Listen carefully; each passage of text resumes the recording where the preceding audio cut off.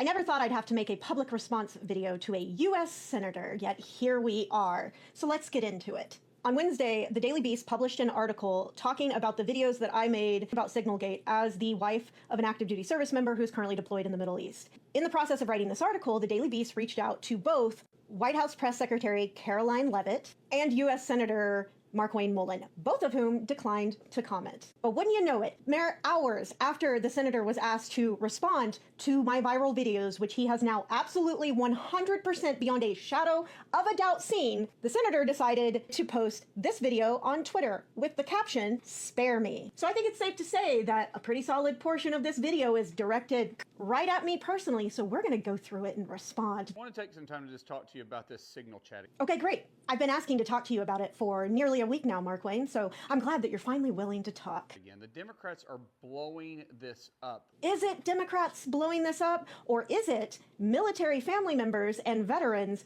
rightfully wanting to have a conversation about the fact that multiple high-level members of our president's cabinet violated the Espionage Act and put the lives of service members at risk? Out of something to make a story. It's not a story, Markwayne. It's our loved ones' lives. Even Chuck Schumer was on the floor today just lying out his teeth over his little bitty glasses, and I don't mean to make fun of him. I absolutely do mean to make fun of you and your cowboy cosplay act that you put on when I remind everyone of the Southern saying, all hat and no cattle. But it just aggravates me when I have to sit here and listen to the left just spew lies. The only lies were the lies that Pete Hegseth and Tulsi Gabbard told in a congressional hearing, Markwayne. They're calling for his resignation. Yeah, of course we're demanding his resignation. This is not about partisan politics, Markwayne. This is about service members' lives. This is about the lives of the people in the countries where they are stationed as well. This is about human lives. Other humans are real people, Markwayne. Other people are not just your partisan talking points, Markwayne. Do you remember when the Secretary of Defense underneath Biden, named Secretary Austin, left town for surgery? Didn't even tell anybody?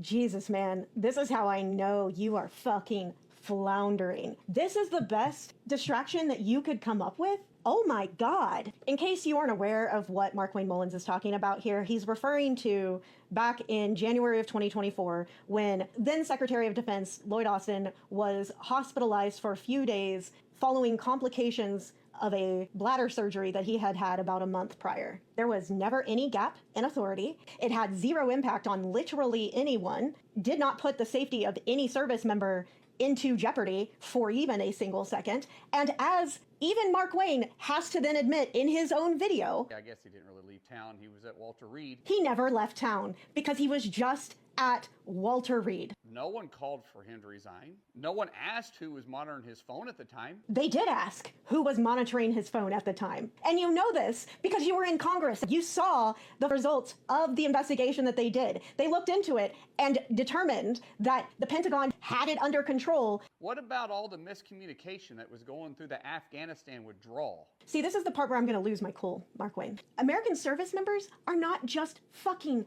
talking points, Markwayne. They're human beings. So you using the deaths of some service members to try and excuse the grave danger that other service members were put in, that's you disrespecting all of those service members on both sides. You should be ashamed of yourself for that. How dare you fucking disrespect the sacrifice that those 13 service members made by bringing them up to defend the fact that you're still writing hard for the guy that violated the fucking Espionage Act and put service members at risk. The dogs that were left literally in the cages? Is there a reason that you give more of a fuck about the dogs that were left in the cages than you do about my husband's life? Because that's very sad about the dogs. But why do you care more about those dogs than you do about the service members who are currently deployed right now? Specifically targeting the Houthis, that's a terrorist organization that the Biden administration ignored. You're lying again, Markwayne. And see, I know for sure that you're lying about this because I happen to know multiple service members who deployed to Saudi Arabia and the border of Yemen as a part of Operation Prosperity Guardian, which the Biden administration launched in December of 2023 with a coalition of 10 countries, specifically in relation to Houthi activity in the Red Sea. And again, I know that you know that you're lying. When you lie about that, you are also lying about those active duty service members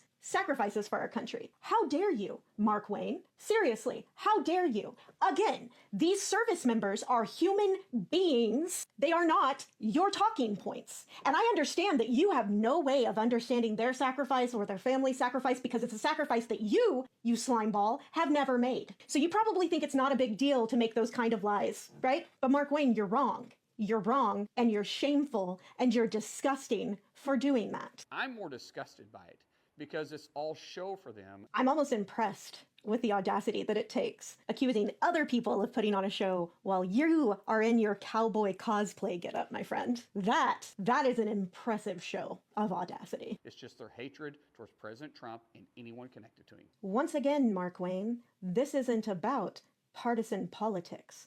This is about people's lives. And every time that you argue that it is just, oh, it's about they hate President Trump. No, motherfucker, for you, it's about the fact that you will do anything, you will say anything to defend that man because you currently see him as essential to your own pursuit of power. That is pathetic. That is disgusting. And that is going to be your downfall. And finally, now that it's been yet another day of Mark Wayne Mullen in his office not reaching back out to me, despite the fact that I've now made multiple viral videos, and they have been contacted by multiple national news outlets specifically asking them about my videos, I just have a suggestion for Mark Wayne. If you think that you're going to be able to ignore me forever, perhaps you should stop by your colleague, Senator James Lankford's office, the other U.S. Senator from the state of Oklahoma, and ask him how it went for him when he tried to ignore me. Oh, and tell him I said thanks so much once again for both the one-on-one phone call and the in-person meeting